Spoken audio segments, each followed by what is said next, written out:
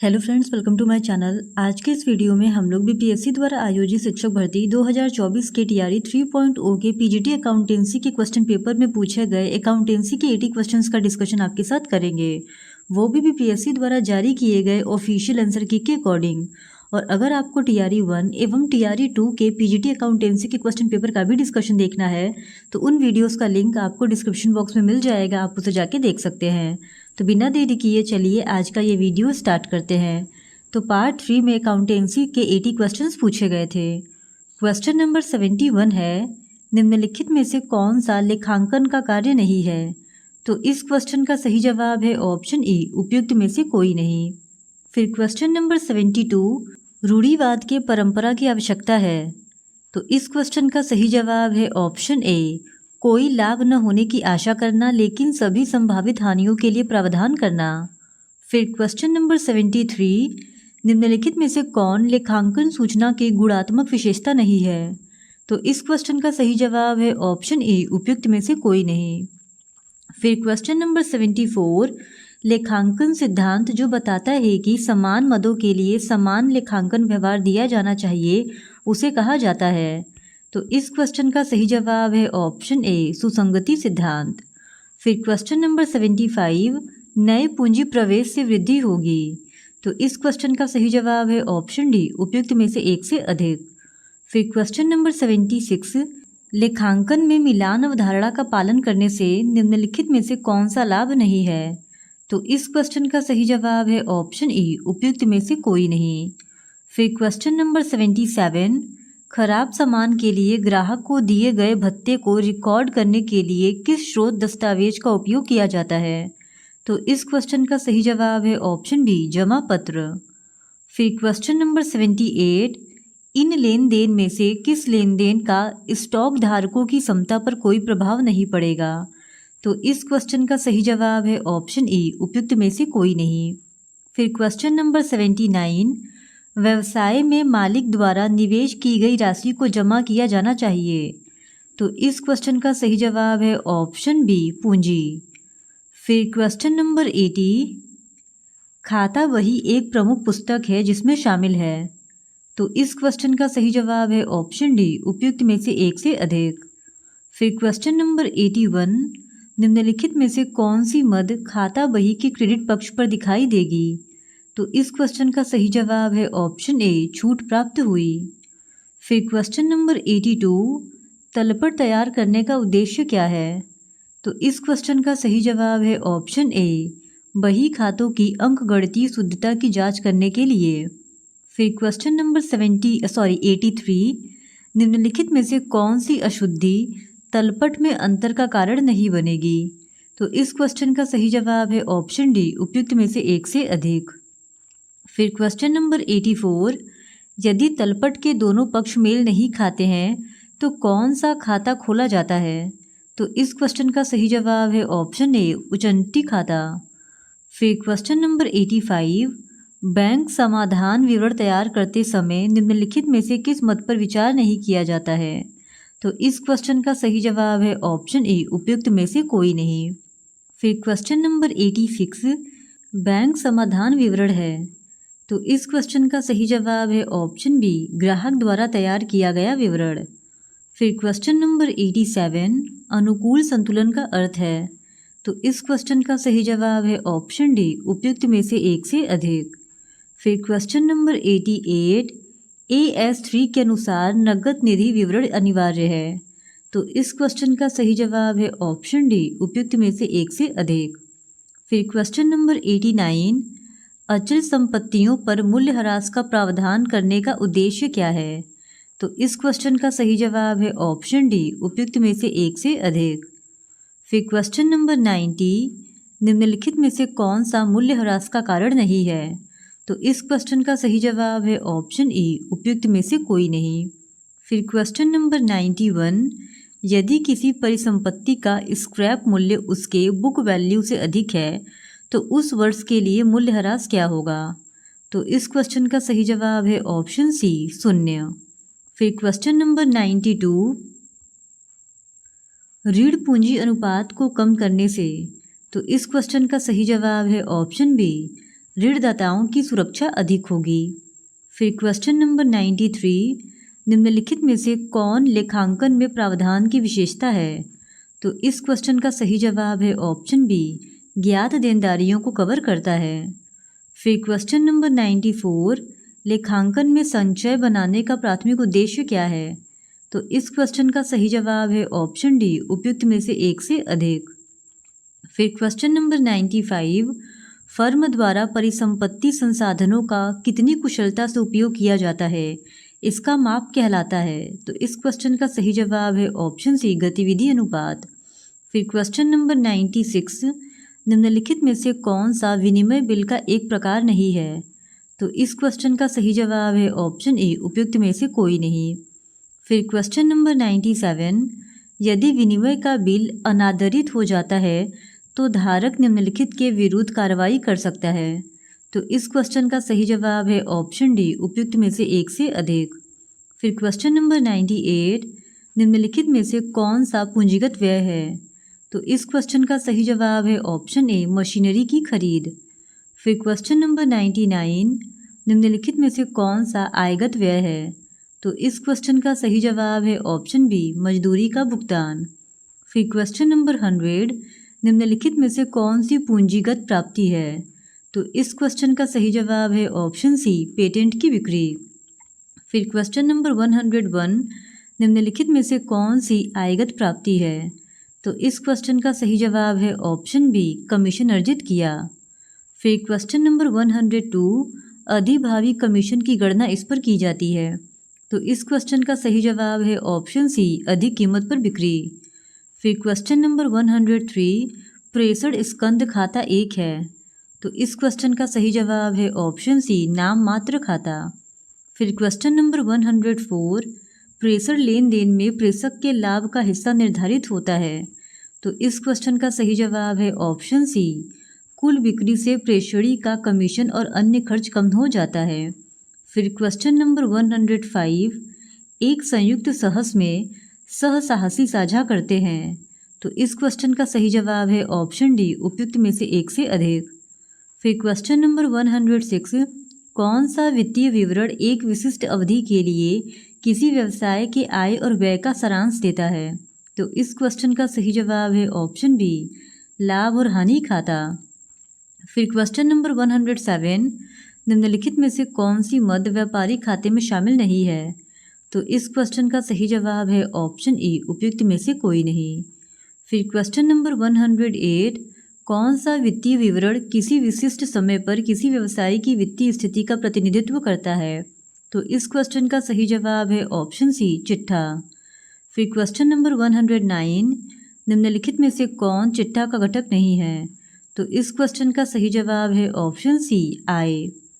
फिर question number 110, एक लेखांकन सूचना प्रणाली वित्तीय लेन देन और घटनाओं को निम्न के आधार पर संधारित करती है। तो इस क्वेश्चन का सही जवाब है ऑप्शन सी, आमतौर पर स्वीकृत लेखांकन सिद्धांत, गैप। फिर क्वेश्चन नंबर 111, कंप्यूटरीकृत लेखा प्रणाली के प्रकार क्या है? तो इस क्वेश्चन का सही जवाब है ऑप्शन डी, उपयुक्त में से एक से अधिक। फिर क्वेश्चन नंबर 112, टेली का डेवलपर कौन है? तो इस क्वेश्चन का सही जवाब है ऑप्शन सी, श्याम सुंदर गोयनका। फिर क्वेश्चन नंबर 113, गार्नर बनाम मुर्रे के अनुसार किसी भागीदार के दिवालिया हो जाने के कारण उत्पन्न होने वाली विपरीत कमी के लिए किसी भी अनुबंध के अभाव में कमी को उनके शोधनीय भागीदारों द्वारा वहन किया जाएगा। तो इस क्वेश्चन का सही जवाब है ऑप्शन सी, फर्म के विघटन से पहले पूंजी अनुपात।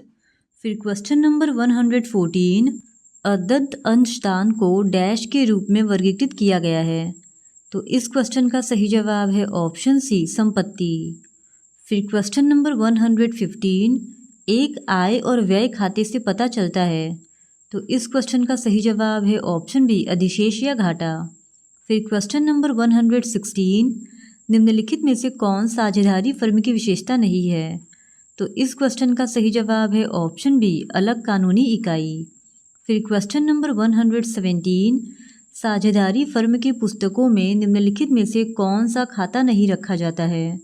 तो इस क्वेश्चन का सही जवाब है ऑप्शन सी, अंश पूंजी खाता। फिर क्वेश्चन नंबर 118, साझेदारी फर्म में ख्याति के मूल्य की गणना करने की निम्नलिखित में से कौन सी विधि नहीं है? तो इस क्वेश्चन का सही जवाब है ऑप्शन ए, उपयुक्त में से कोई नहीं। फिर क्वेश्चन नंबर 119, तरल संपत्तियों में कौन सा शामिल नहीं है? तो इस क्वेश्चन का सही जवाब है ऑप्शन ए, स्कंध। फिर क्वेश्चन नंबर 120, निम्नलिखित में से कौन सा साझेदारी फर्म में साझेदारों के हिस्से का मूल्यांकन करने की विधि नहीं है? तो इस क्वेश्चन का सही जवाब है ऑप्शन ए, उपयुक्त में से कोई नहीं। फिर क्वेश्चन नंबर 121, जब मौजूदा साझेदारों के बीच लाभ हानि अनुपात बदल जाता है तो निम्नलिखित में से कौन सा खाता प्रभावित नहीं होता है? तो इस क्वेश्चन का सही जवाब है ऑप्शन सी, नगद खाते। फिर क्वेश्चन नंबर 122, निम्नलिखित में से कौन सा मौजूदा भागीदारों के बीच लाभ हानि अनुपात को बदलने की प्रक्रिया में एक कदम नहीं है? तो इस क्वेश्चन का सही जवाब है ऑप्शन ए, उपयुक्त में से कोई नहीं। फिर क्वेश्चन नंबर 123, व्यापारिक विनियोग का विक्रय संकेत करता है? तो इस क्वेश्चन का सही जवाब है ऑप्शन सी, कोष का स्रोत। फिर क्वेश्चन नंबर 124, निम्नलिखित में से कौन सा नगद प्रवाह नहीं है? तो इस क्वेश्चन का सही जवाब है ऑप्शन सी, व्यापार देय में कमी। फिर क्वेश्चन नंबर 125, यदि कुल संचय निधि और संचित लाभ हानि को भागीदारों के पूंजी खाते में स्थानांतरित कर दिया जाता है तो कौन सा खाता बंद कर दिया जाता है? तो इस क्वेश्चन का सही जवाब है ऑप्शन डी, उपयुक्त में से एक से अधिक। फिर क्वेश्चन नंबर 126, आय और व्यय खाते के संबंध में निम्नलिखित में से कौन सा कथन सत्य है?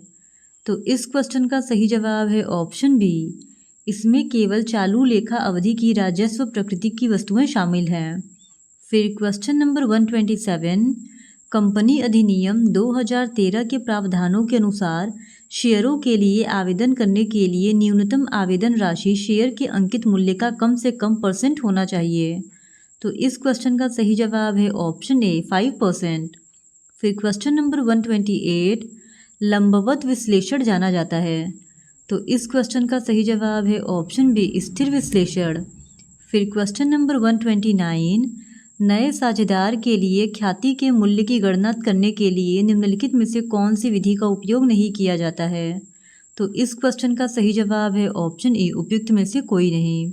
फिर क्वेश्चन नंबर 130, यदि नया साझेदार अपनी पूंजी के हिस्से के लिए नकदी और ख्याति के लिए प्रीमियम लाता है तो किस खाते में जमा किया जाता है? तो इस क्वेश्चन का सही जवाब है ऑप्शन डी, उपयुक्त में से एक से अधिक।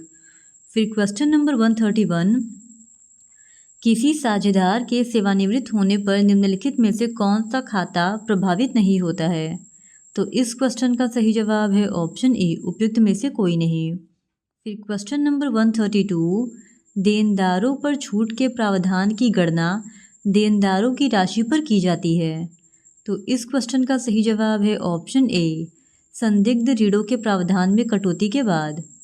फिर क्वेश्चन नंबर 133, दस्तावेज खोज की सुविधा के लिए स्रोत दस्तावेजों को आमतौर पर किस प्रकार के कोड निर्दिष्ट किए जाते हैं?